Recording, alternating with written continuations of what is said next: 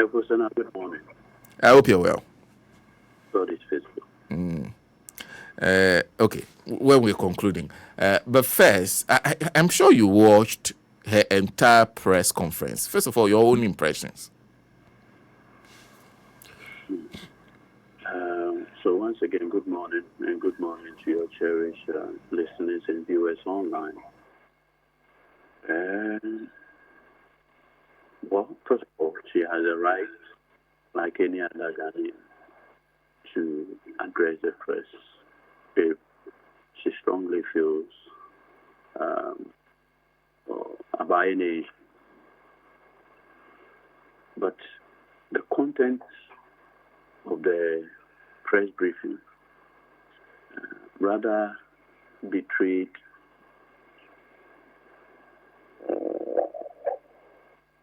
a certain lack of tact. And I felt that a person who has risen to that high office will be a bit more cautious than what I saw yesterday. In listening to her, I got the sense that she's gotten to the position where she doesn't mind destroying the judiciary. And I felt it was completely unnecessary. Look, almost every issue raised by her, one way or the other, had a remedy other than a press conference. Almost every issue. Every issue had a remedy rather than a press conference. So, for instance, you say that the petition was filed by an unknown group through your verification at the Registrar General. Raise it as a preliminary legal offence, correct? If somebody doesn't have capacity, can that be judicially determined? In any case, okay, in any case, we were in this country when some faceless people, in fact, one was even dead, petitioned for the removal of Charlotte Osei. Or you forgotten? No, I remember vividly. Dead man.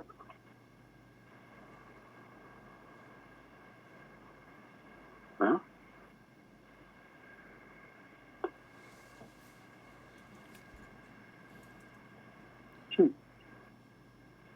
You say that the allegations are unfounded. Is that not what you address at the hearing? Two, you said the petition was not admitted in evidence. Who admits originating processes in evidence? If I issue a writ, which they say, in fact, if you look at CI 47, the definition section, a writ is defined to include a petition. When I go for a hearing, my writ is not admitted in evidence. It is not done anywhere. Huh? You said, some of the things were simply red herring.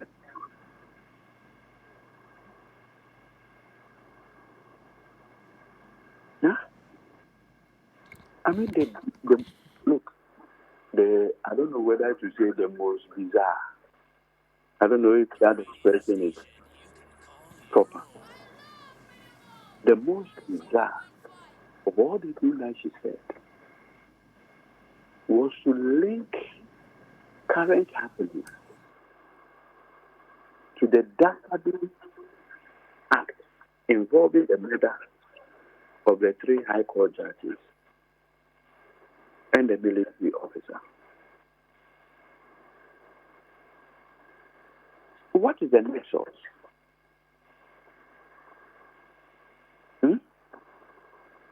Now to say, oh, Major Samakwa was my uncle, and this, and that, and that, and what is that?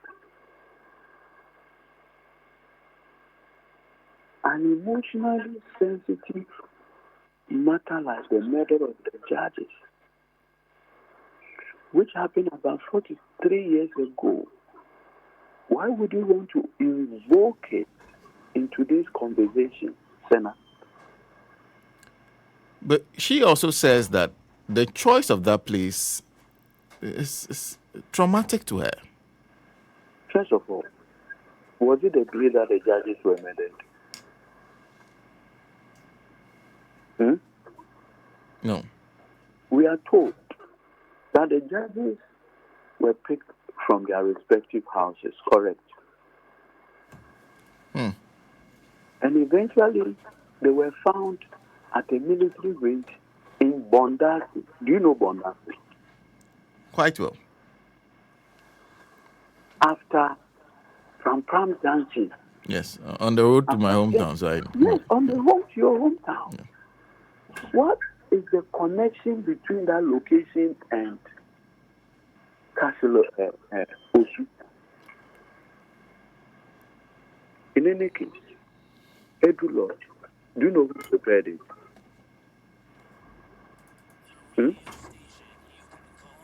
Educate me. After this, I'm sending you. Hello, Senna. Yes, I'm listening to you. I'm sending you a video right away. Maybe you may have to pause my interview with you briefly and play this video to the hearing of your viewers and listeners. It was President Akufo-Addo who basically worked it out. And Senna, you should listen to what Akufo-Addo said when he opened the facility. I'm surprised you've not seen the video. Of President Akufo-Addo opening the Edu Lodge facility. I've sent the video to you. You can give it to your producers to play it. And listen, when Akufo-Addo opened the facility, do you know what he said? Hello? Yes, I'm listening to you. Very attentively. When Akufo-Addo opened the place, he was full of praise for the place. And these were his words. Let me see. He said, Edu Lodge, the state diplomatic facility, was named after Amishadai Lawson Edu. Listen up. Ghana's pioneering Deputy Secretary General of the Commonwealth Secretariat. Okay. And Akufo-Addo said, one of Ghana's pioneering patrons is Lawson Edu. And that the decision to even name the place after him was to demonstrate his enduring legacies and values and his contribution to Ghana's international standing. That is the place Madame Gertrude Sokomi says is invoking memories of 1982. I mean, my brother. Mbano. At this point, our chief judges have crossed the line. crossed a line. Yeah, crossed the line. Which line? No. She's engaged in direct and active politics. Engage in direct and active politics. Yes. How? That is politics. It is to incite the public against the regime. That's politics. Pure and simple. There are no ifs, there are no buts. Is that the impression you get from listening to the entire press conference? The suggestion of the fact that this is a whole political agenda against her? Yes.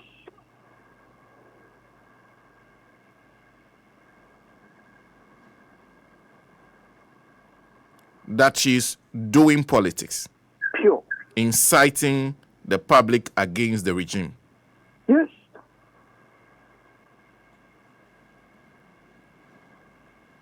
And you're saying that the basis for making these claims, all of the issues she raised about the hearings can all be addressed.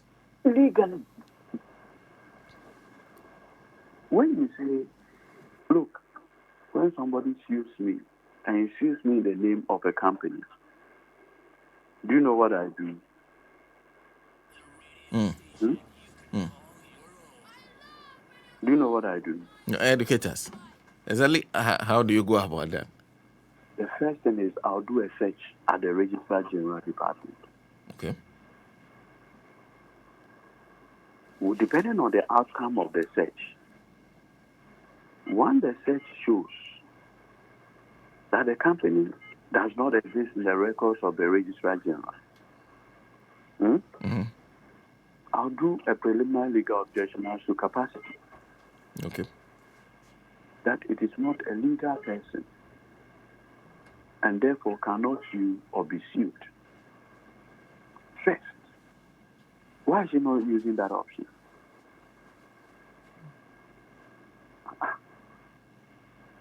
They should have raised that as a legal objection. Preliminary objection. Okay. Unless, of course, she knows that capacity is not required. The purposes of the petition for the removal of Superior Court judges. That you do not require capacity. That is the only reason. He said, unless, of course, she knows. Is that your opinion that the issue of capacity does not arise? It does not. I told you how dead people even petition for the removal of Charlotte Hotel. Well, she says she is the first CJ to go through this process. So there should be some learning that should be applied. And they should be carefully conducted. Because you're dealing with perhaps the fourth most powerful person in the country. First of all, what it means is that the Supreme Court, is the wisdom of the framers of the 1992 Constitution. They envisage that the Chief Justice can be removed, correct? Oh, yes, clearly. They made a provision for it, correct? Yes. So what is she talking about? Once the framers of the Constitution envisioned that we may get to a point where a CJ can misconduct himself, they provided this. It is also not the case. Supreme Court judges have been the subject of this process. The fact that it terminated one way or the other does not mean that she's the first CJ to go. In any case, Chief Justice Aqua, a petition came against him. So now, yes, Chief Justice Aqua. Bright Akweti, the respected lawyer, brought a petition for the removal of Aqua. President Kufuor actually received it. At the point, that process was challenged at the Supreme Court.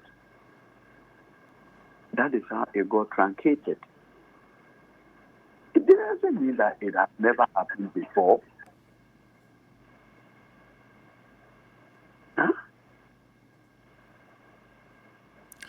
What about the issues she raised about the fact that as CJ, some courtesies should be extended to her? And Like what? she feels that she should not be searched thoroughly as it happens, her handbags and everything before the hearing. That defies the very courtesies that are supposed to be extended. Listen. No. The proceedings is supposed to be what? Done in camera. Then you come there with your husband. That you want your husband to sit in the proceedings. So now how is this turn up? Sana.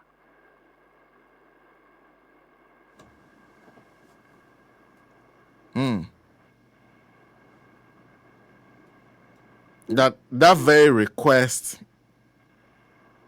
Look, when she came with her lawyer, Senior Ayikwe Otu, she wanted her husband to go with her into the process. A proceeding that the Constitution itself says should be in camera proceedings. Secret. How? Sana, in fairness, how?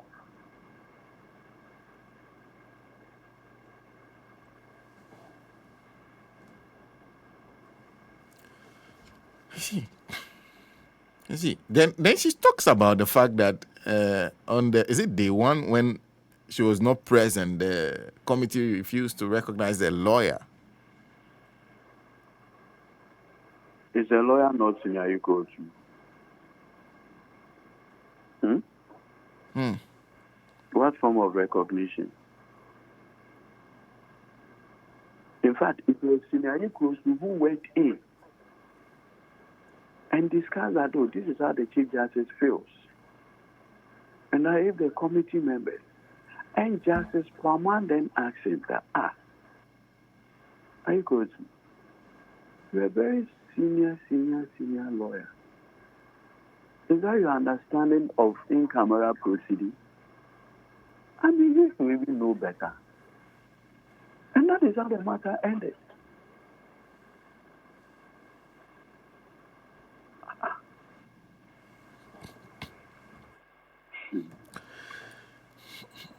You seem to be surprised at the fact that she even held a press conference at all. I am completely shocked. Why is this a big problem when you admit that is that right? Oh, I have read a few pages of the Bible. There's one that says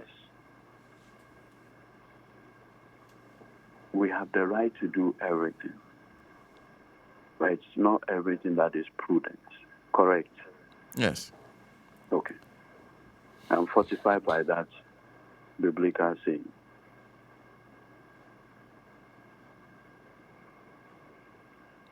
We have the right to do everything. Yes. But not everything is permitted. Fantastic. Well, then she goes ahead to discuss even some of the things she said against the petitions that have been brought against her, the contents of those petitions, and it's an invitation. It's an invitation that is blatantly unconstitutional.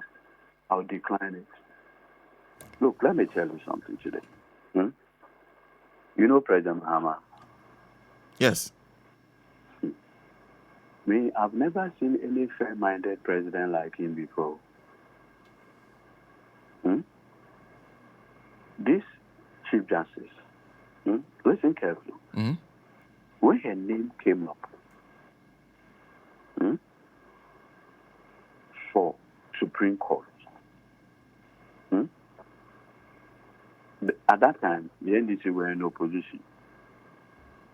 The matter went before the political committee of the party.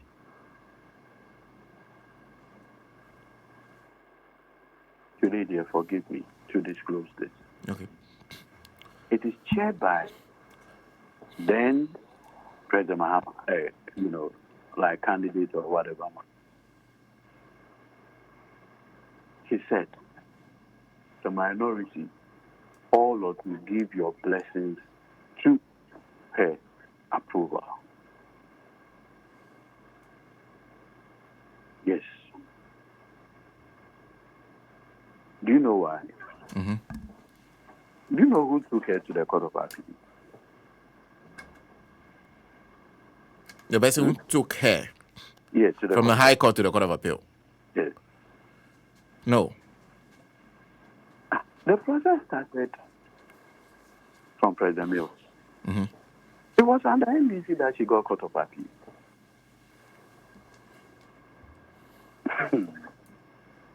So, when the NDC decided to promote, when an NDC president decided to promote her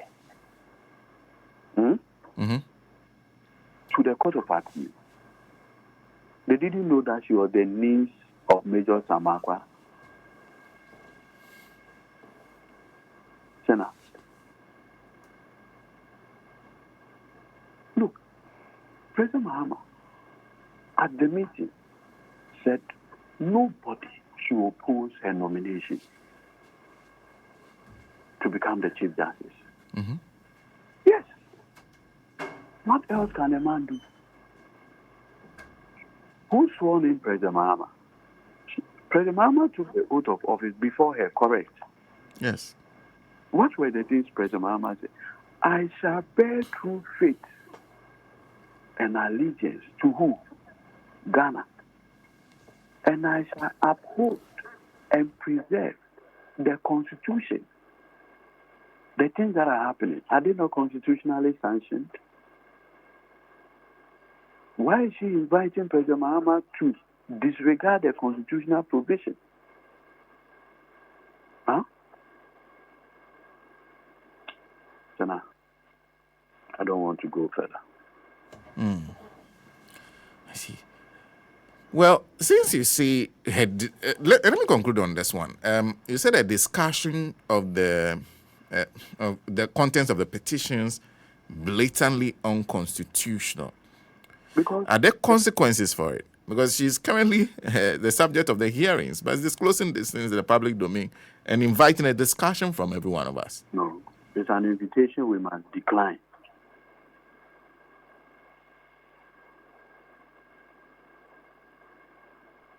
It's an invitation we must decline. We must decline it and decline it and decline it. I'm not going to discuss this, the merits or otherwise of this matter. Never. I'll decline it with speed and purpose.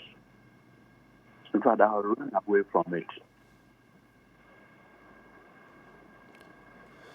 But is there a grand plan to ensure that no matter what, she leaves office?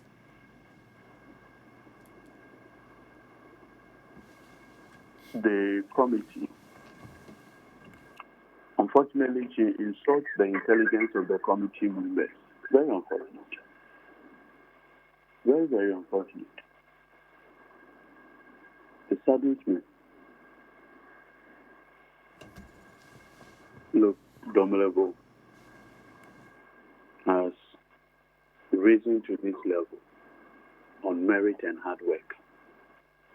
Greatly respected.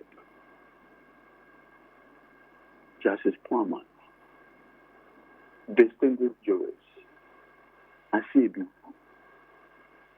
distinguished Supreme Court judge. You know the interesting thing.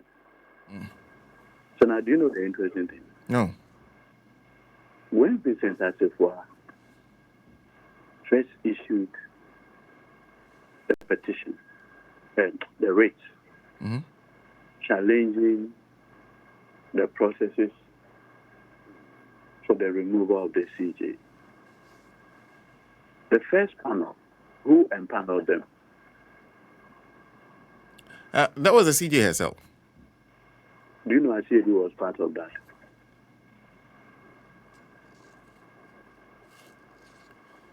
The initial panel that was subsequently changed? Yes. I think that has come up, yes. Asiedu was one of the judges. So at the time she was empaneling Asiedu, he never believed that he would uphold his judicial oath. Please.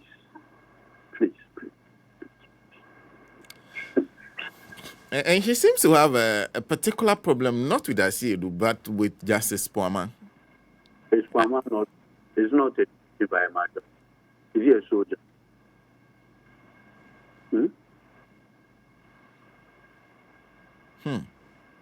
Therefore, well, you are over.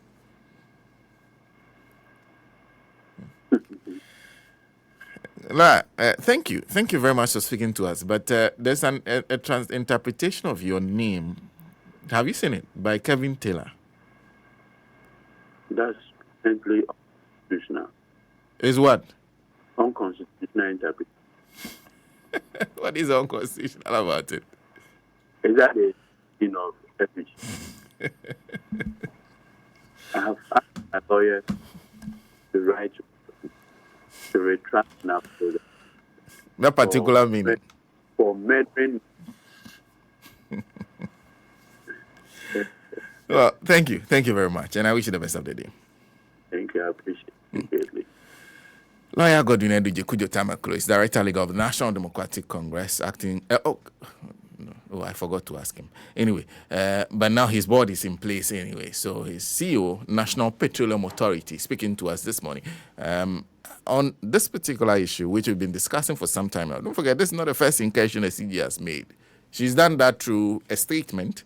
Now she's decided to address the press. Now, we'll go back to what she was saying and the contents of what she had to say yesterday. Like I said, most of it not new. Then the latest part is the extent she went to complain about Justice Poaman, and also the extent also she went on the matter of Edu Lodge. Edu Lodge